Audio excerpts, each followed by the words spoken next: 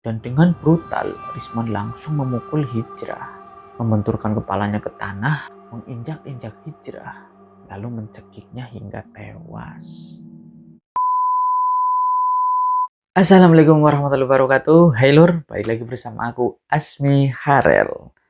Oke Lur, jadi kali ini aku akan menceritakan sebuah kasus penghilangan nyawa seorang petugas koperasi PNM Mekar yang terjadi di daerah Kabupaten Pasangkayu, Sulawesi Barat yang terjadi pada pertengahan September bulan kemarin.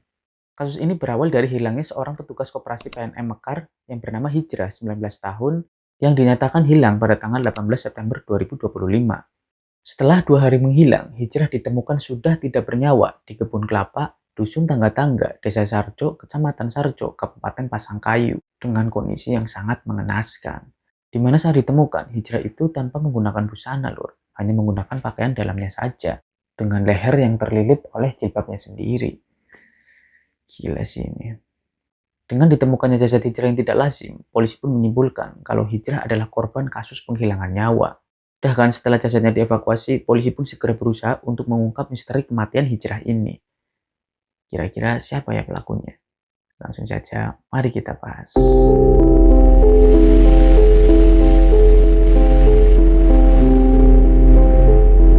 Oke Lur, sebelum masuk ke kronologi kejadiannya, seperti biasa aku akan membahas sedikit latar belakang dari si korban ini dulu. Ia adalah Hijrah, kelahiran Maponu 1 Mei 2006. Sejak kecil, Hijrah ditinggal oleh kedua orang tuanya yang telah memutuskan untuk berpisah. Nah, mulai saat itulah Hijrah ini hidup bersama dengan neneknya. Dengan penuh kasih sayang, sang neneklah yang memenuhi semua kebutuhan Hijrah dari kecil hingga dewasa. Nah, singkat cerita, setelah Hijrah ini dewasa, sang nenek yang sudah tidak mampu untuk bekerja lagi karena memang sudah tua, yang otomatis tidak ada pemasukan untuk kebutuhan sehari-harinya. Dari situ Hijrah ini memutuskan untuk mencari pekerjaan sebagai wujud rasa bakti kepada neneknya, sekaligus untuk membalas jasanya yang sudah merawatnya dari kecil. Saat itu sang nenek itu sudah sakit keras dan hanya bisa berbaring dan kondisinya pun sudah pikun Lur. Bahkan Hijrah pun coba ngelamar-lamar kerja dan akhirnya ada nih panggilan kerja dari PT Permodalan Nasional Indonesia atau PNM Mekar, yaitu perusahaan yang bergerak di bidang pemberdayaan pembiayaan UMKM perempuan prasejahtera. Jadi gambaran pekerjaannya ya sehari-harinya itu masuk desa-desa buat cari ibu-ibu yang punya usaha dengan tujuan untuk menyuplai modal kepada mereka. Dan tentunya mereka pun harus mengembalikan modal tersebut dengan cara mengangsur setiap minggunya. Nah, semenjak kerja inilah Hijrah itu pulang ke rumah neneknya hanya saat libur saja, yaitu pada hari Sabtu sore sampai hari Minggu siang. Karena hari Minggu sorenya itu harus ke kantor lagi, karena jaraknya itu agak jauh dari rumahnya. Dan biasanya Hijrah pun nginep di kantor bersama dengan teman-teman satu kerjaannya. Jadi ada mesnya gitu loh, ya di dalam kantor tersebut. Sementara saat Hijrah ini sedang nginep di kantor, neneknya ini dia titipkan ke kerabat dan tetangganya. Ya untuk sekedar menengok lah saat misalkan butuh makan, butuh ganti pakaian, ataupun kebutuhan yang lainnya. Di mata teman-temannya, Hijrah ini dikenal gadis yang baik, ramah, dan juga penuh dedikasi. Di lingkup kerjaannya, Hijrah ini dikenal selalu ingin menyelesaikan pekerjaannya dengan maksimal. Ya, namanya petugas lapangan ya, apalagi seorang AO, akun officer. Jadi dia pun dituntut untuk mencapai target. Selain target pembiayaan, tentunya juga ada target penagihan atau pengembalian uang dari nasabah. Nah, di dalam proses penagihan ini, biasanya di lapangan itu banyak masalahnya loh. Yang namanya nasabah, pasti kan ada yang lancar, ada yang bandel juga kan. Nah, untuk menangani nasabah-nasabah yang bandel inilah, biasanya petugas itu harus dituntut untuk bisa bersikap tegas, supaya si nasabah bisa memenuhi kewajibannya lagi, yaitu membayar angsuran. Tak jarang sering terjadi gesekan antara nasabah dengan petugas. Bisa berupa dicaci maki, cekcok, bahkan parahnya ada yang bernada mengancam loh. Jadi ini yang punya utang tapi lebih galak dari yang menagihnya, biasanya kayak gitu. Dan yang lebih parahnya lagi, di beberapa kasus ada yang bahkan sampai melakukan kekerasan fisik. Dan inilah yang terjadi juga dengan Hijrah, sampai nyawanya akhirnya terenggut. Oke, sekarang kita langsung masuk ke kronologi kejadiannya. Check it.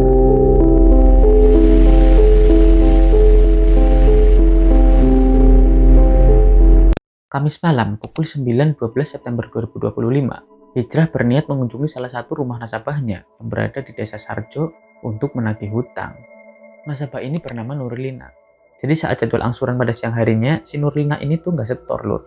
Dan dia itu menjanjikan sama Hijrah kalau dia bakal setor malam harinya menunggu suaminya pulang dari kerjaan. Angsuran Nurlina ini sebesar Rp340.000 dari total pinjaman Rp8 juta. Jadi ya cukup lumayan gede lah untuk hitungan setiap minggu gitu kan. Sedangkan Hijrah pun datang nih ke rumah Nurlina untuk menagih janji pada siang harinya. Nah tapi saat sampai di rumahnya Nurlina, si Nurlina itu nggak ada lur. Yang ada hanya suaminya yang bernama Risman. Nah karena si Nurlina ini nggak ada dan adanya suaminya, Hijrah pun nagih nih ke suaminya. Hijrah pun langsung bilang kan, "Pak, ibu nitip angsuran nggak pak? Ibu itu belum setor pak untuk minggu ini. Dan janjinya malam ini dia akan setor nunggu bapak. Tapi aku kesini malah ibunya nggak ada. Jadi tolong dong pak, harus dibayar angsurannya saat ini juga." Dan ditagih seperti itu, Risman pun kebingungan. Karena dia pun sedang gak pegang uang. "Duh mohon maaf mbak, saya belum bisa dapat bayar angsuran. Karena saya belum dapat upah dari kerjaan saya. Udah berusaha pinjam-pinjam ke tetangga dan kerabat juga nggak dikasih. Jadi mohon maaf saya belum bisa bayar hari ini mbak." Mendengar alasan dari Risman tersebut, Hijrah ini nggak percaya. Ah, jangan-jangan ini orang alasan aja nih. Dia pasti nggak benar-benar usaha untuk cari pinjaman ke tetangga ataupun kerabatnya. Masa sih pak nggak dapat? Kalau kayak gitu, coba deh sama aku, ayo aku ikut untuk cari pinjaman. Nah di situ Hijrah desak Risman untuk ikut keliling mencari pinjaman untuk membayar angsuran kepada Hijrah. Karena terdesak, Risman pun akhirnya menuruti permintaan Hijrah. "Oh ya udah mbak, ayo ikut aku aja. Tapi pakai motor mbak ya, karena motor aku nggak ada bensinnya." "Oh ya udah pak, ayo ikut, aku diboncengin ya." Bahkan mereka pun akhirnya berangkat nih, berdua dengan Hijrah dibonceng sama Risman. Nah tapi saat di perjalanan, Hijrah ini mulai merasa ketakutan. Karena jalan yang dituju Risman itu melalui kebun kelapa yang gelap dan sepi. Hijrah sempat mengutarakan rasa ketakutannya ini lewat temannya via WhatsApp.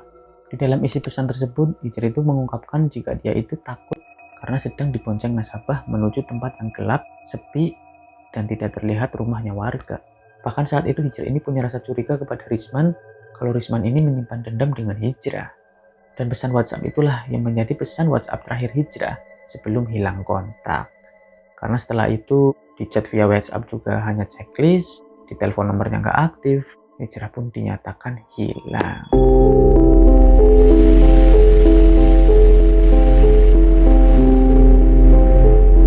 Setelah 2 hari dinyatakan hilang, pada 20 September 2025, Hijrah ditemukan sudah tidak bernyawa di kebun kelapa milik warga di Dusun Tangga-Tangga, Kabupaten Pasangkayu.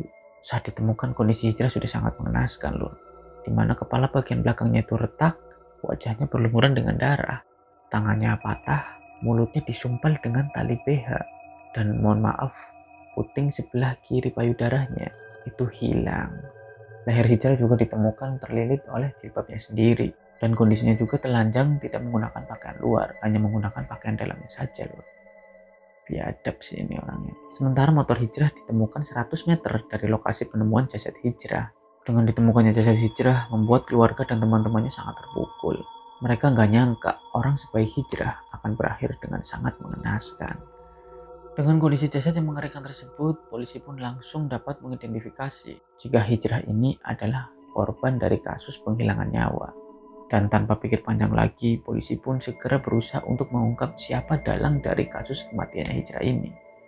Polisi mulai dengan menelusuri jejak keberadaan terakhir Hijrah, yang mana ternyata Hijrah diketahui sempat menagih hutang ke salah satu nasabahnya yang berada di desa Sarjo.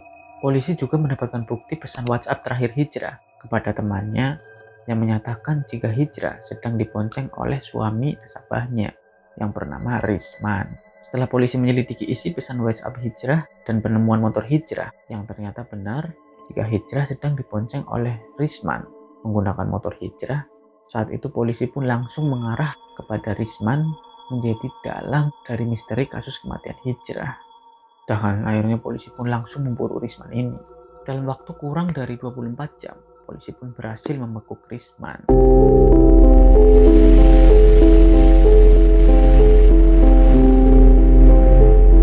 Setelah ditangkap, Risman pun mengakui semua perbuatannya.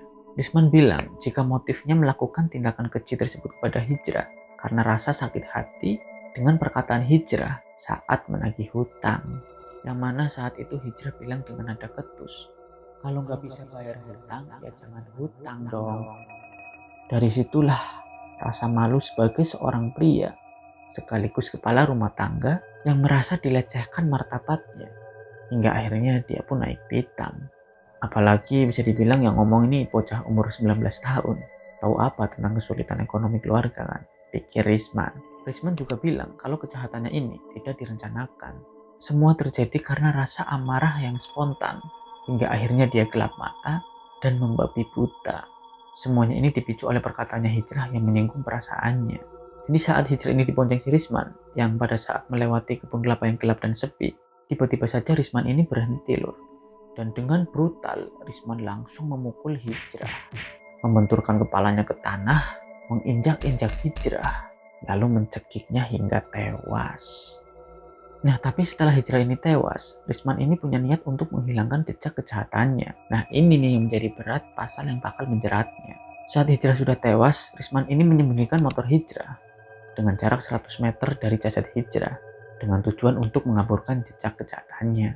Setelah itu, Risman melucuti semua pakaian Hijrah hingga hanya tertinggal pakaian dalamnya saja untuk merekayasa biar supaya seolah-olah Hijrah ini adalah korban dari pelecehan seksual dan pembunuhan. Tapi selain itu ternyata Risman punya niat biadab. Dia sengaja melucuti pakaian Hijrah dengan tujuan untuk mempermalukan jasad Hijrah. Orang gila. Hal ini semata-mata ia lakukan karena rasa dendam kepada Hijrah. Akibat perbuatan kejinya, Risman dijerat dengan pasal 340 KUHP tentang pembunuhan berencana, junto pasal 338 KUHP tentang pembunuhan biasa. Meski motif utamanya Risman yaitu karena amarah yang spontan, tapi tindakannya merekayasa setelah Hijrah tewas, yaitu menyembunyikan sepeda motor, melucuti pakaian Hijrah, dianggap sebagai tindakan berencana untuk mengaburkan atau menghilangkan jejak kejahatannya. Nah, inilah yang tadi aku bilang tadi loh, yang bisa bikin Risman dijerat dengan pasal yang berat, yaitu 340 KUHP tentang kasus pembunuhan berencana. Dengan dua pasal tersebut, Risman pun terancam dengan hukuman yang paling berat di Indonesia, yaitu hukuman mati. Atau bisa juga seumur hidup, atau paling ringannya itu hukuman penjara selama 20 tahun. Sementara itu, pihak keluarga pun menuntut keadilan. Nyawa harus dibayar nyawa. Semua perbuatan Risman harus dia bayar dengan tebusan yang berat, yaitu hukuman mati. Oh ya lur, ngomong-ngomong setelah kejadian ini, rumah Risman, si pelaku, ini sempat digeruduk warga, bahkan sampai dihancurkan dan diratakan dengan tanah. Karena saking rasa marahnya dengan perbuatannya Risman. Kompak juga ini warganya. Oke lur, seperti itulah kasus tentang penghilangan nyawa petugas PNM yang sempat viral di pertengahan September kemarin.